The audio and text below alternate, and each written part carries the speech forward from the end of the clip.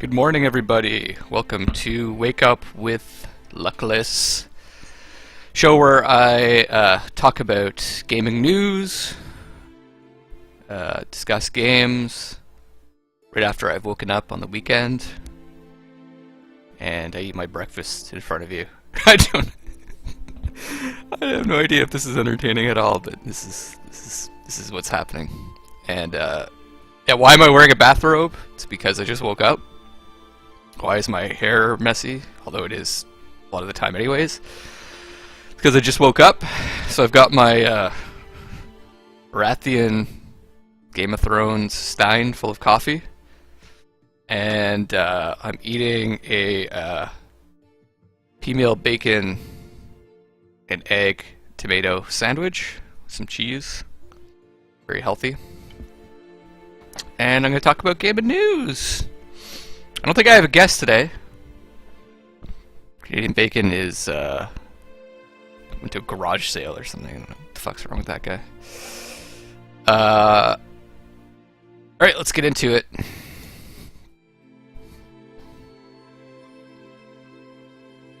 I think the first thing I want to talk about, and let me get this shown here.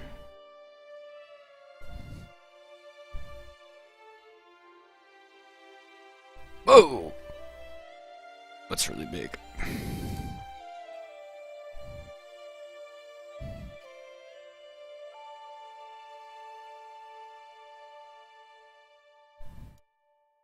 My head's really big too. We don't need to see that much of me in the morning.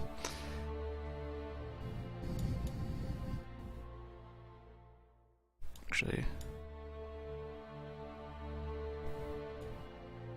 so I want to be big so you can see it pretty well. I've been playing a lot of The Witcher 3. So what I wanted to talk about first was, and this is the Witcher soundtrack in the background, by the way. What I wanted to talk about, if it's here,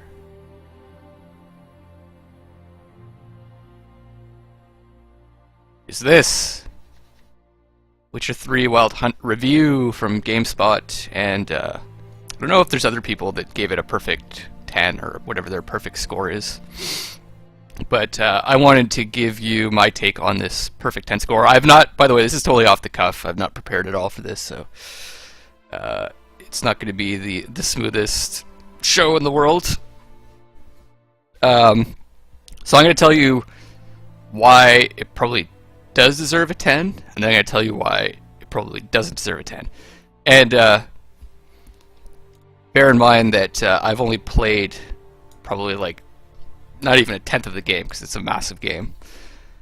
But I've played a lot of games, so I think, and watched a lot of movies, watched a lot of TV shows, especially in this theme, so I think I can give a pretty good synopsis of why it deserves a 10 and why it doesn't deserve a 10. First of all, I just want to be clear that I don't think it deserves a 10, but I think it's a really great game from what I've played so far. And so why I think it deserves a 10, first of all, let's take a look at this review. We'll just skip to the bottom, I'm not going to read the whole thing. Take forever. So the good, phenomenal, beautiful open world that juxtaposes violence with beauty. I totally agree with that. I've watched footage of the past Witcher games. I haven't played them, which I don't know. That could probably be good for giving an objective review of the game.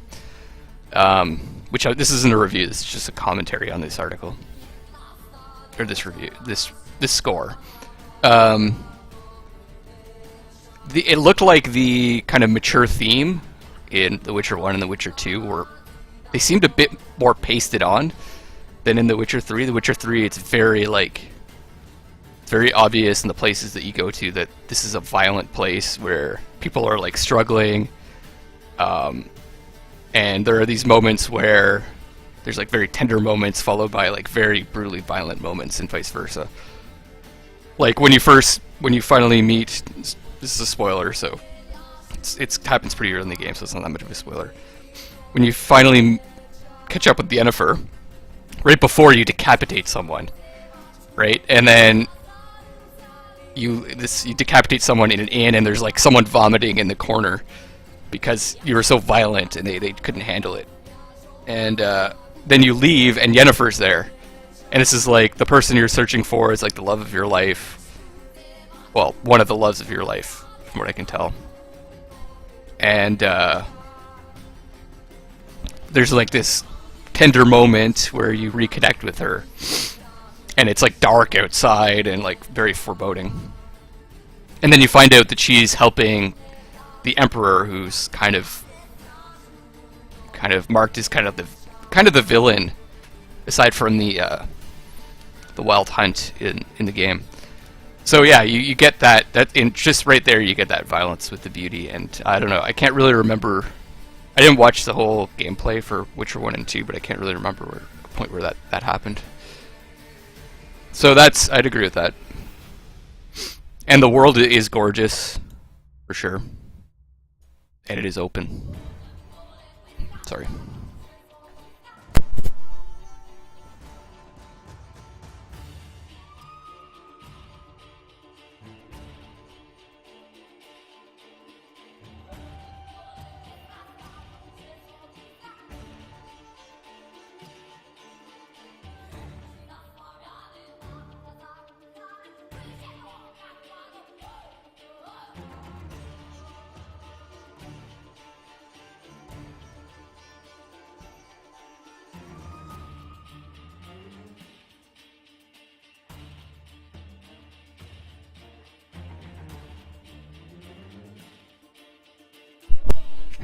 Absorbing story wonderfully balances world politics and personal conflict.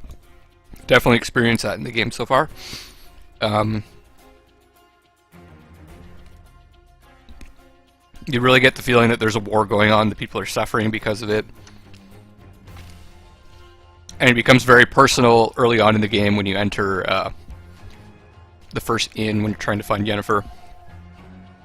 The bartender has the Nilfgaardian coat of arms, shield, whatever, fleur-de-lis, up in her tavern because, you know, they're running things right now, so she's got to. If she doesn't, she'd get in trouble.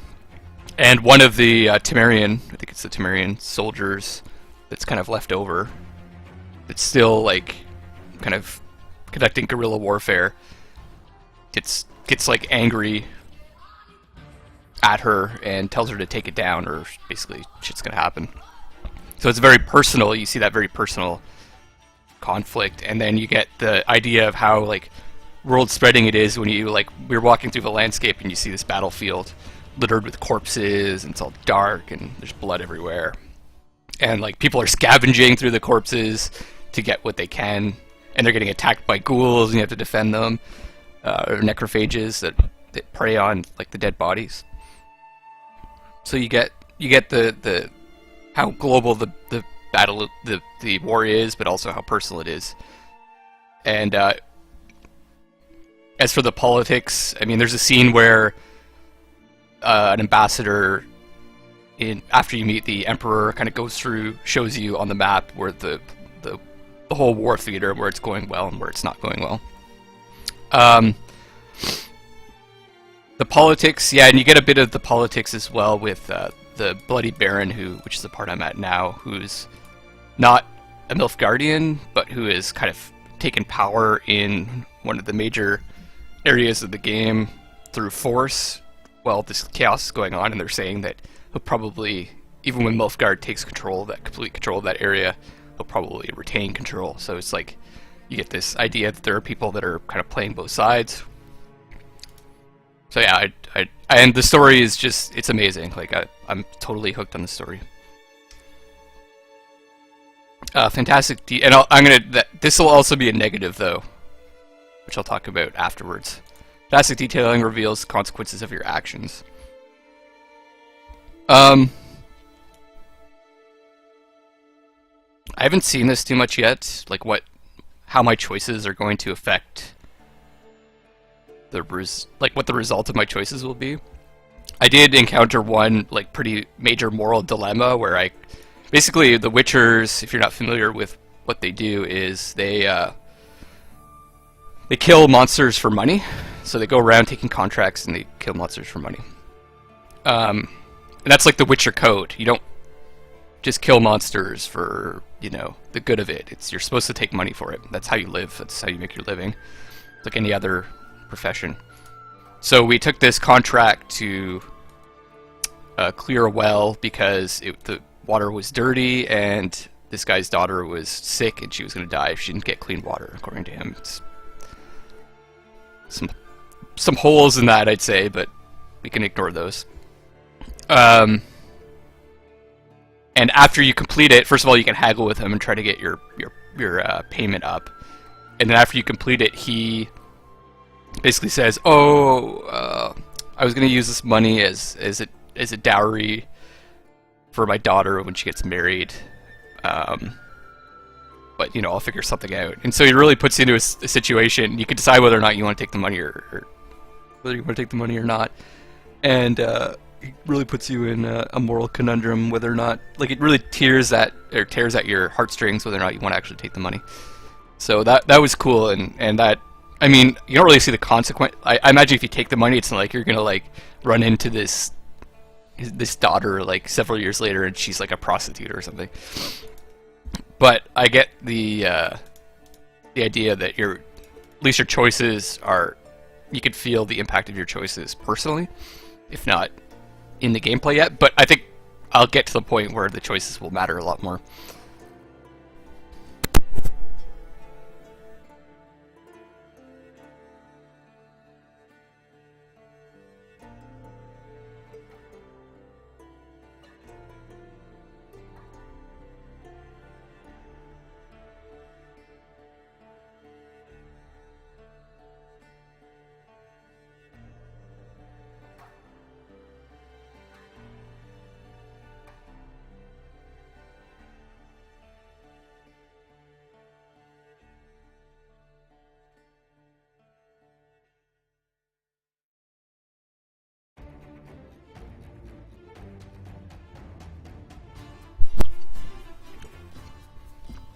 Armor designs, potion system, and sign upgrades provide an excellent sense of growth.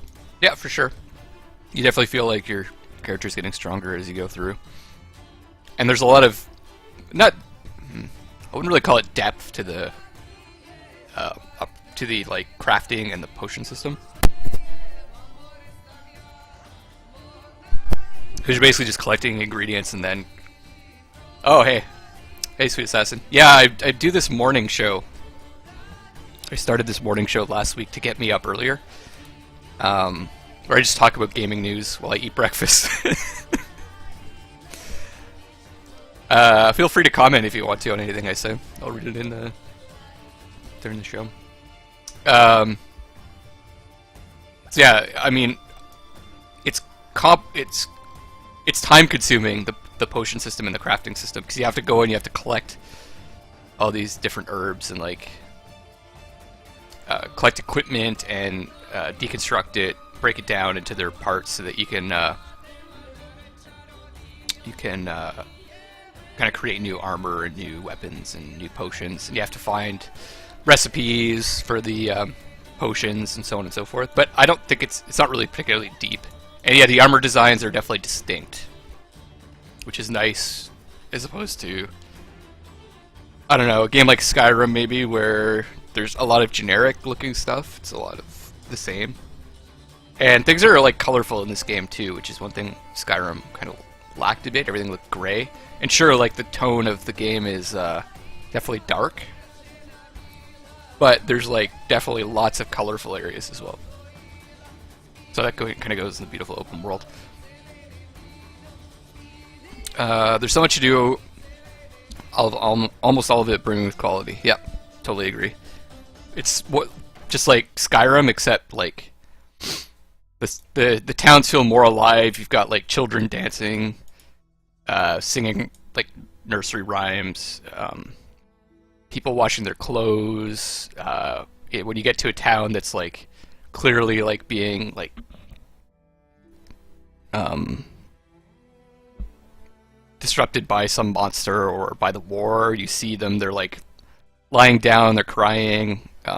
People are like posting on the message board about, you know, um,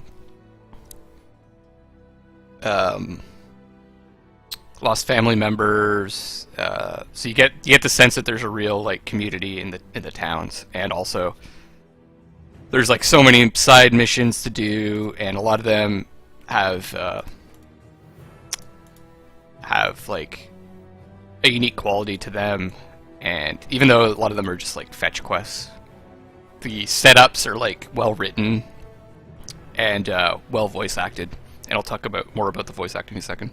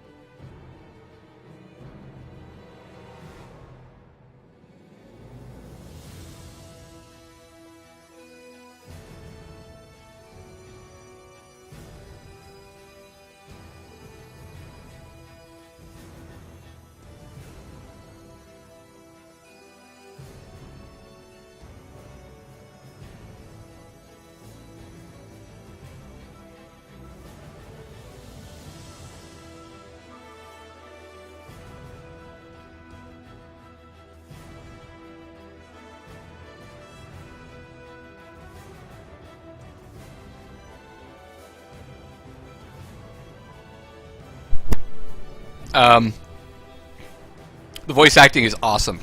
Some of the best voice acting I've seen in a game.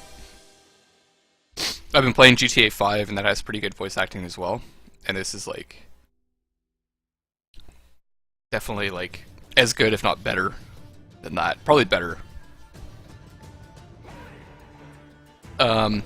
Which really like keeps you in that world.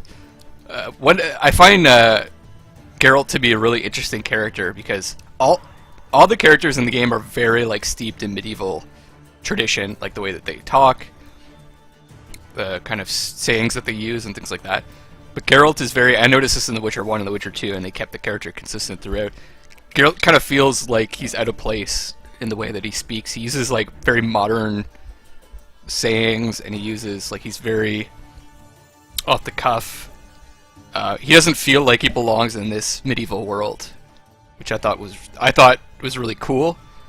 You could also say that's a bad thing about the game, but I like it because it just makes it a bit unique. It's not all the characters aren't uniform in this story. They've decided consciously to make this guy seem like he doesn't belong, like he's ahead of the curve, like he's like, he understands what's going on in the world, and like he's a bit above it, like he's a bit past it, he's a bit ahead of it.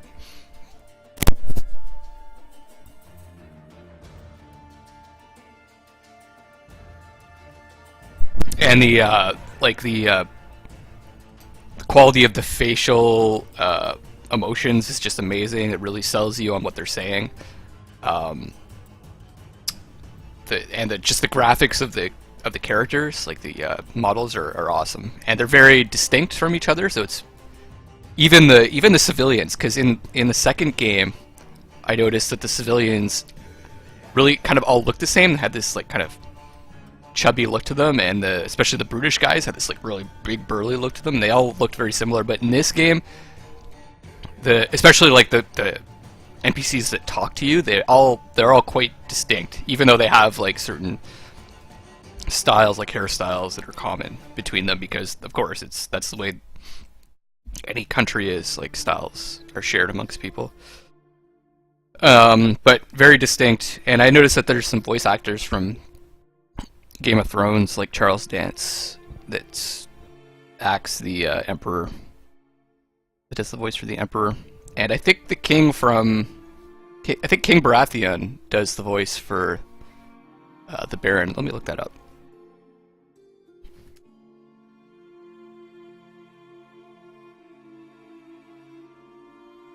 Because I thought it was him when I was playing yesterday. It sounded like him, but I wasn't sure.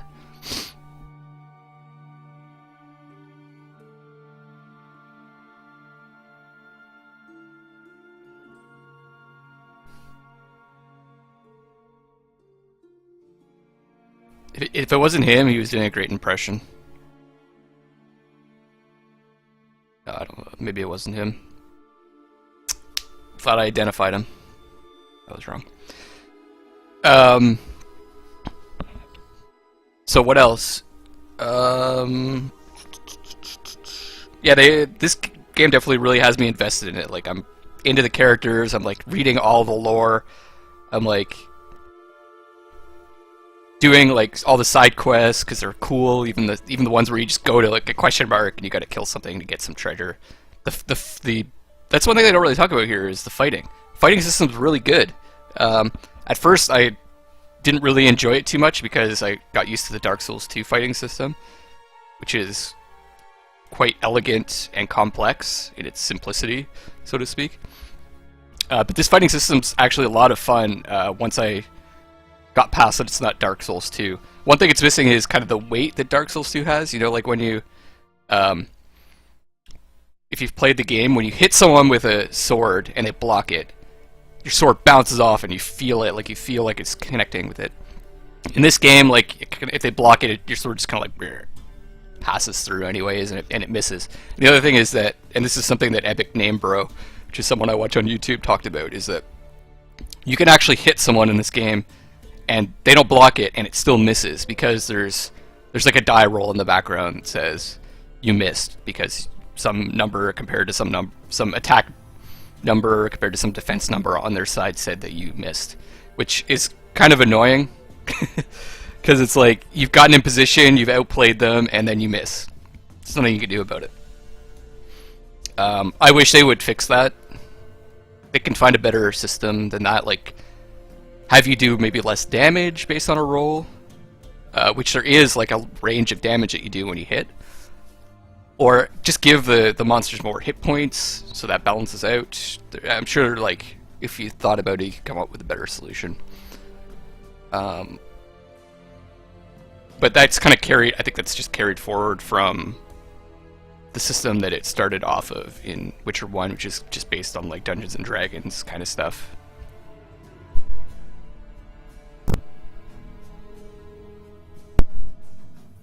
The fighting system's fun. It kind of reminds me a bit more of Shadows of Mordor, where you're like surrounded by dudes and someone jumps at you, and in Shadows of Mordor it'll say you have to hit, like this A button will appear above the monster's head and it means dodge, right? Or X to block or whatever, I can't remember the buttons. It's more like that, but there's no one's helping you. There's no button above it that says you have to hit A. You can jump out of the way to you can roll out of the way to avoid the hit. You can do a dodge, like it's just kind of a small leap to the side, and then counter. I'm gonna eat something. See you in a half hour, dude. Yeah, Sweet Assassin, see ya. I'm gonna be doing a teaching Sweet Assassin how to play Dota in about a half hour. Or you can try to block the attack just by holding down the block button and waiting for him to attack you, or you can hit block right at the time that he attacks you and do a parry, which is like... So there's so many options. You don't have to do one, but it still has that flow that you get in Shadows of Mordor fight, where you're taking on several enemies and you're like jumping from one to the other and attacking them and dodging them.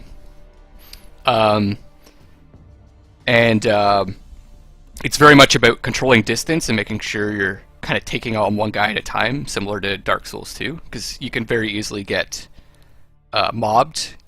Way more so than in Shadows of Mordor, because in Shadows of Mordor you can take on like 20 dudes, especially like towards the end of the game when you're super powerful and you have all these abilities that let you knock people around the battlefield. In this game, if you get surrounded, you're fucked, basically, because there's a stamina, I think it's called stamina, that if your bar is empty, you can't cast your signs, which are like spells in the game, and your signs let you like put a shield on yourself, push people back, do like cast like fire damage on them, and do mind control amongst, I think there's some other ones. So if you get surrounded and you're out of stamina because you're trying to avoid contact, you're blocking shots and you're rolling, then you can't use those spells to get out of trouble, and then you just get kind of gangbanged, so to speak. So you can tell that, like, you can tell just by the way that I'm describing it that I I find the fighting system to be actually a lot of fun. And it's got my gripe about the Dark Souls 2 fighting system is it's very much, especially when you like get like a shield that blocks 100% physical damage, is very much you just sitting there like with your shield up, waiting for them to attack.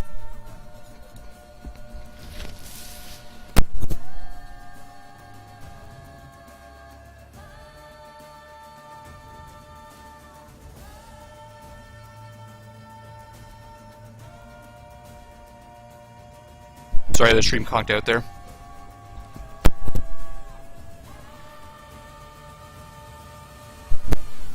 Should be back now. Yeah, so this system is more similar to Bloodborne, where it kind of encourages you to fight. Because as you attack, you build up adrenaline, and the more adrenaline you have, the more damage you do. And there are certain upgrades you can get to your character that actually allow you to cast signs if your adrenaline level is high enough, even if your stamina level is low. So it's has that kind of like give and take system that Dark Souls 2 has, where you want to control distance and only be fighting like a few people at a time, but also allows you the opportunity to take on multiple enemies and have that like idea that you want to be attacking rather than just always like running away. Alright, anyways, so the combat system's good and they don't really talk about it here, which in this section I didn't read the whole review. So as for the bad, so why I don't think it deserves a 10, and frankly, like, for me to give a game a 10, I don't think it would ever happen, because you'd be saying the game's perfect. And I mean, right here, some destructive bugs, they're saying something's not perfect about the game, so right away, wouldn't that make it like a 9.9 or 9.8?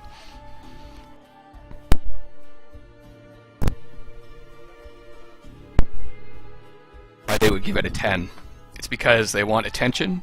Site, and look, they're getting it. I went to this site for my show. They want to people to come to their site and check it out. I don't know, maybe the guy genuinely believes who wrote this.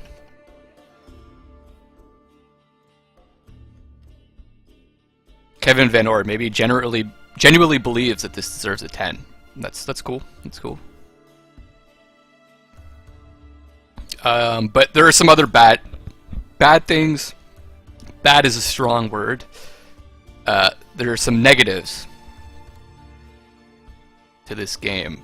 So I talked about how great the voice acting was, but how great the story was. But there are some issues that I have with the story, and some nitpicks about the voice acting. The voice acting, not so much, because I really think the voice acting is awesome.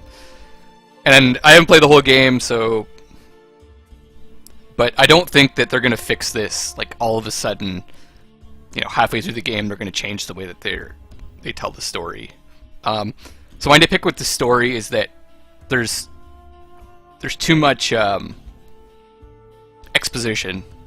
Like, something will happen that you'll see, and it's obvious that this is the case, and then a character will, like, right after it happens, like, point it out so that the audience, like, doesn't miss it. And I understand why they do this in stories.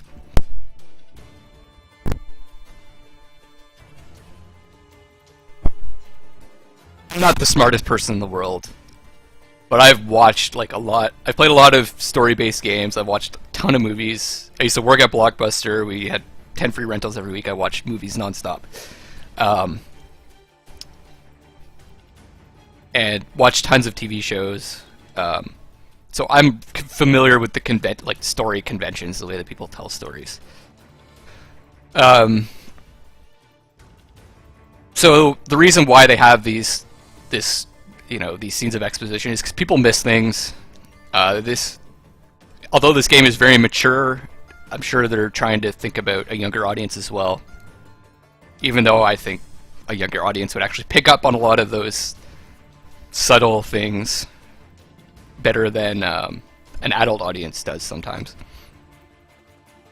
But I just hate it when, like, it's obvious that something's occurred, like, visually you see it, and then someone just points it out again, or even, like, twice afterwards. It's annoying.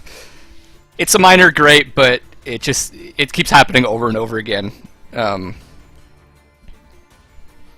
It's like a dragon flies up or something like that. This doesn't happen in the game, but like just an example is a dragon will fly up over the skyline, and then it'll cut to someone that points to them and says, "It's a dragon."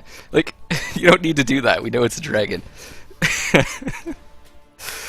You know, just show the villagers that are getting attacked by the dragon running away in panicked fear. No one's gonna stop and point and say it's a dragon. And those types of moments do happen in this game. And the story's a bit predictable so far for me. It might not be for everyone, but it's. And I'm only probably like 1/10 of the way through, so that might change, but I don't think it will. I think there will be some surprises, but I think generally I'll be able to predict what's going to happen beforehand. And like I said, I'm not the smartest person in the world, so clearly if I'm able to predict these things, other people will also. So I'd say that's negative, why it doesn't deserve a 10. Those are some negative things. I already talked a bit about my gripes with the combat system. It's another reason why it doesn't really deserve a 10.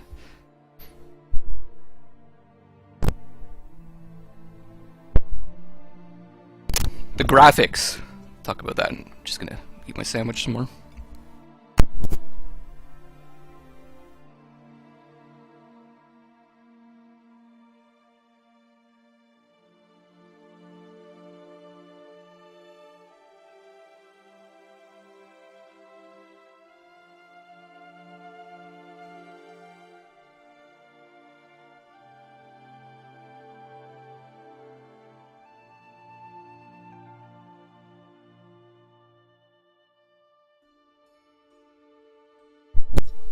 The graphics have been very divisive, and maybe I'll pull up.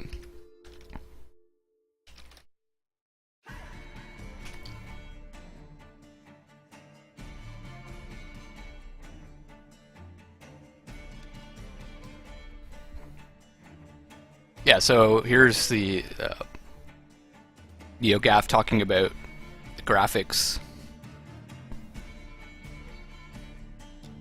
So, 2011, there's The Witcher 2. This is what The Witcher 3 looks like. Talking about some of the textures from the 2014 demo. Now they've changed. The fire does not look like this. It does look like this, for sure. Yeah, it looks more like this.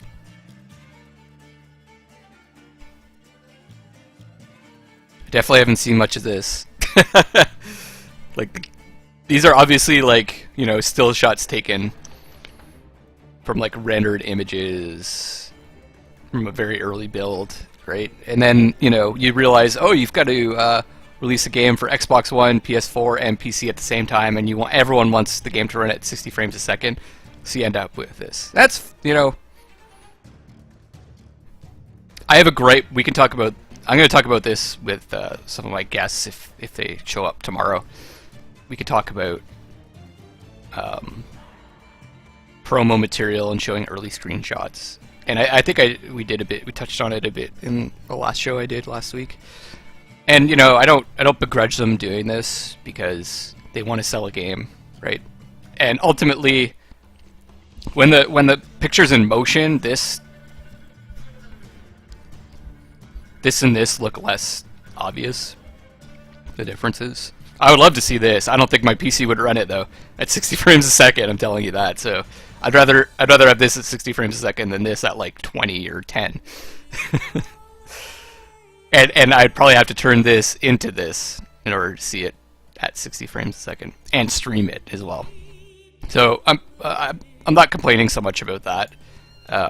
The graphics are really awesome, really atmospheric. But they didn't have, when I first booted up the game, they didn't have that wow factor where you like a little bit when you first start, but I think the graphics are at a higher fidelity when you first start because it's in a cutscene. And a little bit when you get onto the balcony in the first scene and you're looking out and you see the mountain sprawled out in front of you, and Cairn Loren, I think the name is of the kind of Witcher home for Geralt. You can correct me if I'm wrong. I was kind of like, oh yeah, these graphics are nice. But then when you actually get out into the world and you're on your own, you're past that intro scene, you're kind of like, yeah, alright, it looks cool. But it's not like wowing me like the same way that like Skyrim wowed me, or like even Fallout 3 when you first exit the vaults and you're like, your eyes adjust to the light and you see this massive world sprawled out in front of you. It's like the first time you've seen something like that, you're like, wow, this is amazing. I wasn't so much like that with this game. But the more that I play it, the more I see the details that lack in games like that. Like when there's a storm that rolls in and the wind's like pushing the trees, you really feel it. Like you feel the wind blowing around you and you feel the rain dropping. You feel the sun beating down on you. It's really bright. Just give you an example of an image.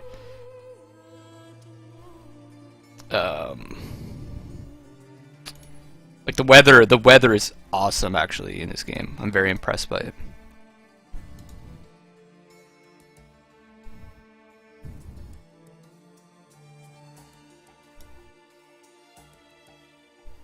I don't know if you can see that.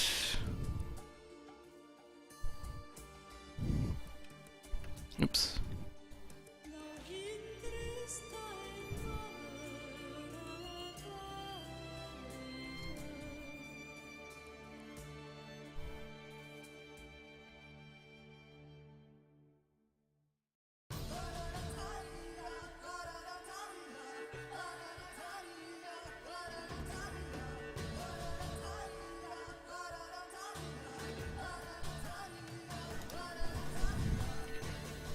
So like this picture here, you see the sun in the background, you can really feel like the power of the sun, which is, I think, is awesome. Or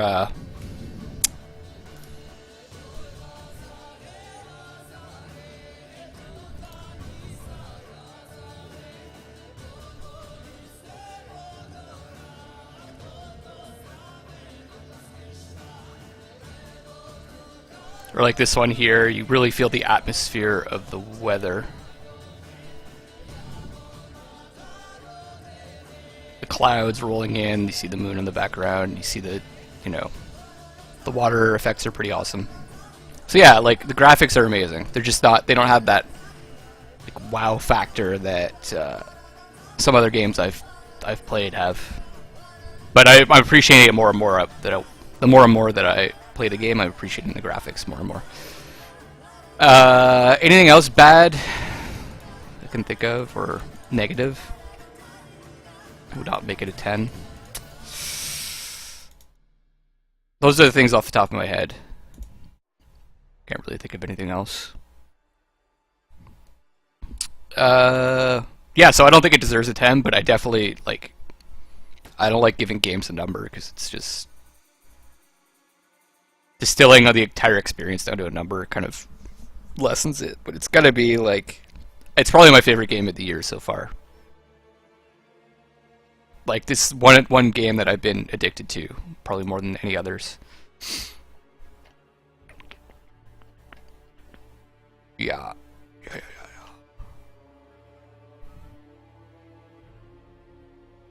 So yeah, that's kind of what I wanted to talk about today, so I think I'm going to end the show now. What's on the deck for me today? Actually, in about 15 minutes, I'm going to help the Sweet Assassin, one of my viewers, learn how to play Dota. So that should be interesting. And then I'll probably play some more games later. Probably play some Witcher, probably play some Heroes or Dota. I don't know if I'll get back into GTA 5. I really gotta continue with that game as well, because I'm really enjoying it. So, yeah, thank you for joining me. I hope you enjoyed the show. I hope you learned a bit about how I look at games, and I hope you tune in again next week.